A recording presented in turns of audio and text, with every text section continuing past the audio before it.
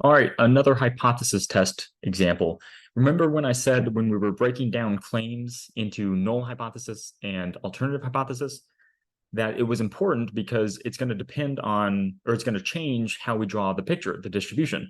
This is an example of that. So maybe just as a short review, in the previous example, when our alternative hypothesis, which is that something is greater than something else, then I could take all of that probability and throw it inside the right hand of my distribution, because that's what my alternative told me to do.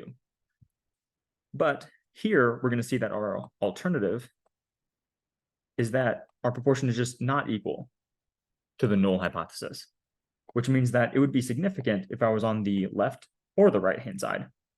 So we're going to take our p-value and we're going to cut it in half, and we're going to put half of it on the left-hand side and half of it on the right-hand side. All right, but the preview is over. Let's get started.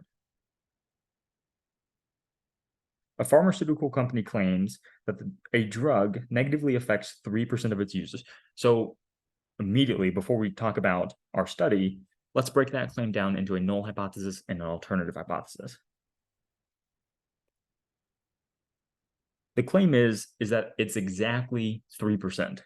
So it matches the null hypothesis. We're talking about a proportion.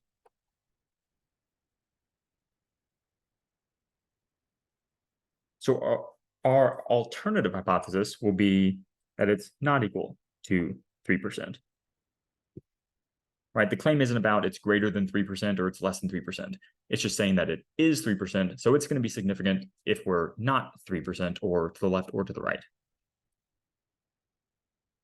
A study was performed where 153 out of 5,924 people experienced this negative side effect.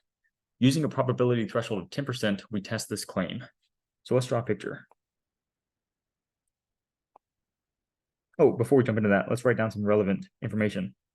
We had 5,924 patients. The proportion from our sample that experienced negative side effects was 153 out of that 5,924. That's going to give us 0.02583. Oh, that looks like a 6. 0.02583. So a little bit less than 3%. So here we've got 0.03. And somewhere over here, we've got 0.02583. We ask the same question, how far away is that?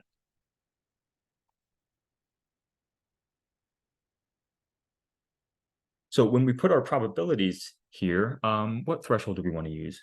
We want to use a threshold of 10%.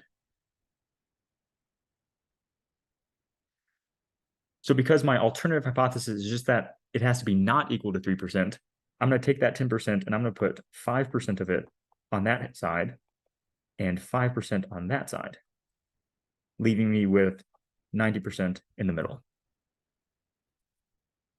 So let's figure out what z-scores these are.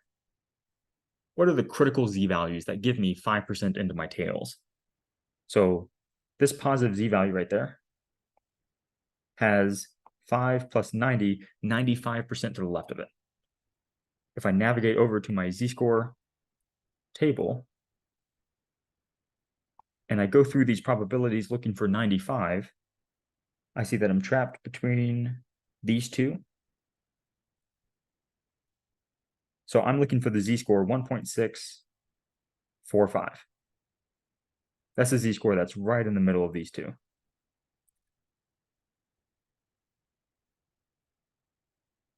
All right, so if this is 1.645, then by symmetry, this is minus 1.645. And the question is, are we in that tail or are we not in that tail? I know I'm somewhere to the left. So let's figure out how far away we are. Let's write our z-score equation.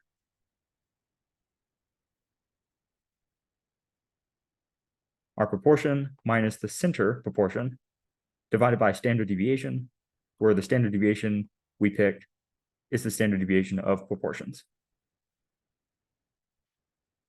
Remember, the standard deviation of proportions is always built from the center of our distribution. So our sample value is 0.02583. The center proportion is 0.03, right? That's the null hypothesis. And I divide by the square root of 0.03 times 1 minus 0.03 divided by n 5924. All right, when you go through the algebra, you find a z-score of minus 1.88, roughly. Okay, so we're minus 1.88, which means that we are in this reject region. All right, we're somewhere to the left of minus 1.645. So the probability of our value occurring is less than 5%, meaning that we reject the center of our curve. We reject the null hypothesis. The proportion of negative side effects is probably not 3%. It's actually probably less than 3%.